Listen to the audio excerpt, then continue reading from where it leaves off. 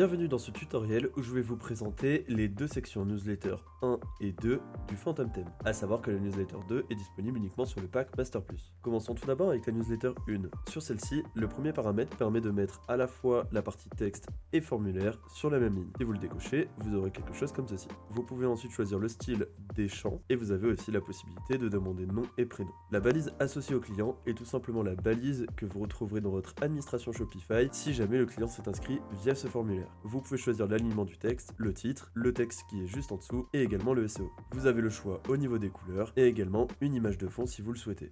Naturellement, si vous choisissez une image de fond, il est préférable que celle-ci ait un format paysage ou bannière, donc très large pour très peu de hauteur comme vous pouvez le voir ici, en laissant un recadrage de l'image sur couvrir, et vous pouvez également réaliser un effet parallaxe. J'invite également, si vous mettez une image de fond, à faire en sorte d'avoir peu de couleurs différentes sur celle-ci afin que le texte reste visible. Car comme vous pouvez le voir ici, j'ai à la fois du blanc et du noir, et donc suivant les endroits, le texte est visible et à d'autres non. Vous retrouvez ensuite les paramètres globaux qui sont disponibles sur la majorité des sections du Phantom Theme avec un tutoriel qui y est dédié.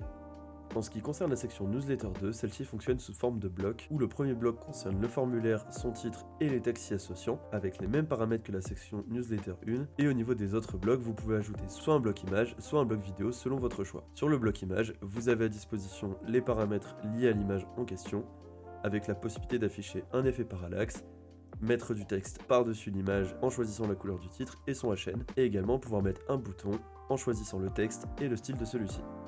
Pour le bloc vidéo, vous retrouvez classiquement soit un lien YouTube et Vimeo qui aura la priorité, soit une vidéo provenant de votre boutique, avec les diverses options affichées au niveau de la vidéo. Vous pouvez également mettre une image avant que la vidéo soit chargée, et tout comme pour l'image, mettre du texte par-dessus et un bouton.